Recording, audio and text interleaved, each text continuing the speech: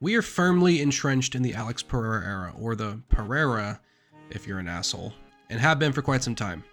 Pereira has served as not only the face of the light heavyweight division for the better part of a year now, but easily the face of the UFC as a whole. Since snatching the belt at the tail end of 2023, he's already defended 3 times in the last year, with another on the way.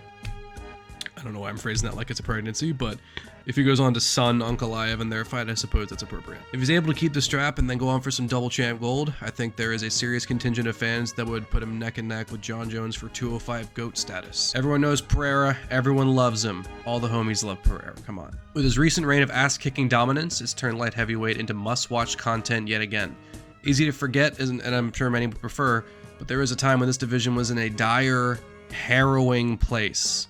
It was seriously the worst, messiest clusterfuck of a division not too long ago, and I would not have believed you if you told me in a couple short years everything would do a complete 180 and it would become one of the best yet again. The light heavyweight division for the longest time was the cream of the crop in the UFC. The sport blew up around the time of Chuck Liddell, Tito Ortiz, Rampage Jackson, Vanderlei Silva, and a slew of others rearranging each other's faces just to get at the top. And once these legends started wearing their years a little more at the start of the 2010s, the division was flipped on its head by none other than Jon Bones Jones. Now, first of all, I'm just going to be honest and say that I'm not exactly the world's biggest Jon Jones fan. I think that he is the most frustratingly talented splinter in the foot of this sport. I'm not even talking about his legal troubles or his moral character or anything like that. I just mean him getting events canceled and holding the heavyweight division hostage so he can manufacture some kind of swan song. Anyways, regardless of all that, the dude's record has to be respected. He is absolutely the GOAT. There's no denying it. His record is the murderer's row of murderer's rows. First, he takes the belt off Shogun Rua, making him look like weak sauce in the process. Then it's just back-to-back. Rampage Jackson, Lyoto Machida, Rashad Evans, Vitor Belfort, Chael Sonnen. Huh? Oh. Yeah, I forgot that happened. Alexander Gustafsson twice, Daniel Cormier twice, Glover Teixeira, OSP, Anthony Smith, Thiago Santos, God motherfucking damn. Fought everyone. And he made the majority of them look pretty easy, save for Gustafsson and Cormier. Some people say Gus beat him in their first fight. I don't know if I see that, but it was close. Again, just a pile of dangerous skulls right there. And then he went on to win against Dominic Reyes. And yeah, we all know it's an absolute robbery. Reyes won the first 3 rounds. We all know this. It's a stinky, smelly decision. But that's not what I'm here to talk about today. After this successful defense, Jones would soon vacate the belt and begin a 3-year-long will they, won't they with Francis Ngannou up at heavyweight. Ended up being a won't they. He left light heavyweight in the dust, and why shouldn't he? Save for getting hairy at the end with the Dominic Reyes fight, it can't be said that he didn't bat off every contender they threw his way. Every hopeful, every hungry lion, every beast looking for their shot at greatness was halted by Jones, and he had nothing left to prove. That did leave the division in a bit of a weird spot, though. Whoever took the belt next was gonna kind of feel like they were getting sloppy seconds since they didn't really take it off the main man himself. It was gonna be interesting to see how things shook up. One guy who never got a shot at Jones, the Polish bruiser Jan Blachowicz, was lined up against former title challenger Dominic Reyes in late 2020 to fight for the vacant belt. This was easily the best matchup that could have happened at the time, given that many thought Reyes should be champ anyway. Blachowicz capitalized on the moment and sent Reyes into fucking orbit, ripping the belt into his possession like a silverback. He then went on to accept Israel Adesanya's climb up for double champ status and not only beat the man, but largely outstruck him on the feet. He won pretty comfortably. This wasn't so bad, right? He already beat the guy that beat Jones. You know, we know. And just beat another champ coming up. And his next defense is Old Man Glover. Psh, Jones Schmones. This is our new guy right here. Yeah, so Glover Teixeira went in there and choked the belt off him the very next fight. What? Glover Teixeira did that? I mean, he's not a slouch, but this came as a bit of a shock. I mean, at the time, he was 42 years old, for Christ's sake. Belts changing hands were never a bad thing, but this shakeup started muddying the waters a bit, if you know what I'm saying. In Teixeira's first defense, he was matched up against the wild man from the Czech woods in Yuri Prohaska, and it was a barn burner. Back and forth action for the duration, and it actually seemed like Old Man Glover was getting the better of the young challenger. It was on the way to a win. This is until Yuri locked up a very, what I'd call odd rear naked choke and actually submitted him, stealing the belt for himself. So he went from a decade of dominance, obviously Daniel Cormier came and took the belt for a little bit, to the belt changing hands 3 times in 2 years. It wasn't over yet. Yuri Prohaska didn't even get a chance to defend his belt. The belt he won fair and square, being forced to relinquish it due to what Dana White referred to at the time as the worst shoulder injury he'd ever seen. You know, good on him for doing so, good sportsmanship, but it left, and it, you know, kept the division moving, so you didn't have to wait on him, but it did raise the question of who should fight for the vacancy. It came down to Jan Blachowicz coming off a win over Rakic and Dagestani Hulk Magomed Ankalaev. The two faced off at the end of 2022 in a back and forth scrap that resulted in No one. Neither. Nothing. Zilch. The fight for the vacant light heavyweight title ended in a draw. So no champ. Hooray.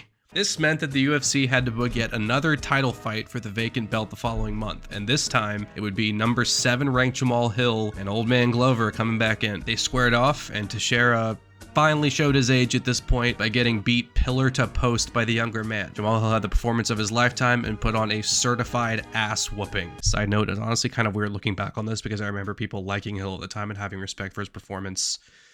Yeesh, how times change. So who did France spanking new champ Jamal Hill get to defend against first? Jan Blachowicz? Ankh?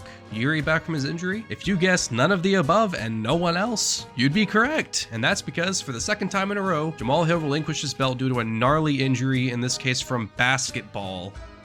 Yikes. He let the belt go with the promise he'd gain it back once he was physically able to. So we're back in the same situation. Same shit. Different print. Since 2020, it had been 3 years of absolute hot potato madness. Say what you want about Jones, but his reign at least kept things coherent. Even when DC took over for that short time, he was easily the next best. He was number 2. But during this time, who the best was a toss-up between 5 different dudes, like bridesmaids fighting over a bouquet of flowers and no one coming out on top. For a little bit, it seemed like Jan Blachowicz was going to be that guy who's going to be the next centerpiece of the division. But then it shuffled around so much that it was just impossible to say. It's not even like it was a direct line of succession either. It was just...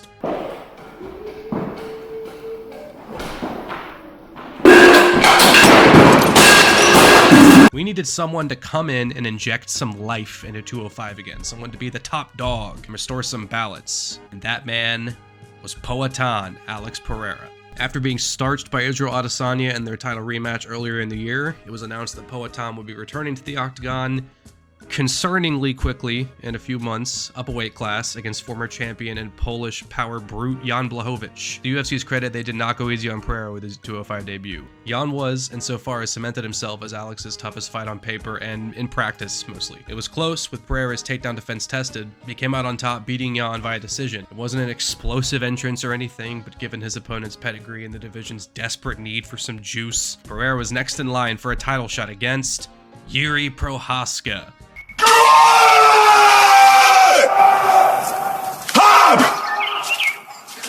Hey. It was clear the quick turnaround wasn't as much of an issue as expected, and maybe this was his real weight class all along. Pereira was going to go in there against the monster that never lost his belt to any one man, the guy who annihilated Dominic Reyes and wore Glover down in a brutal war. A truly badass matchup if there ever was one. Going in, truly no one knew who would come out on top, but Pereira met the samurai in the middle and threw his stones for fists into Yuri's skull until he keeled over. As you do. And just like that, Alex Pereira was the new light heavyweight champion of the world. Some cried early stoppage, and perhaps that was fair, but nevertheless, Pereira was officially king at 205. Then comes UFC 300, the once-in-a-decade event. Dana White's out here making promises about the main event, making it sound like Zeus and Hades are going to be fighting on Mount Olympus for our entertainment. Stakes are high, and what do we get?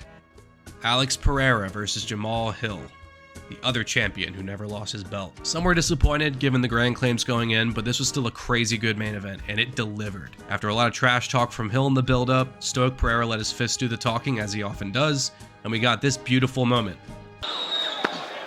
Stop. Continue. Please, get out of here. Truly one of the coldest knockouts in UFC history. If Pereira was popular before, this shot him straight ahead to the face of the UFC. Then flash forward to International Fight Week, McGregor versus Chandler in the main event. McGregor does drugs and can't come. Oh wait, sorry, no, he broke his pinky toe.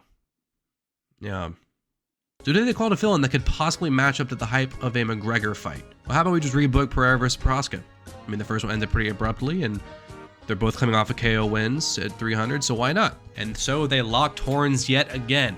Can Yuri right the wrongs to get his belt back? Rubber match anyone? No.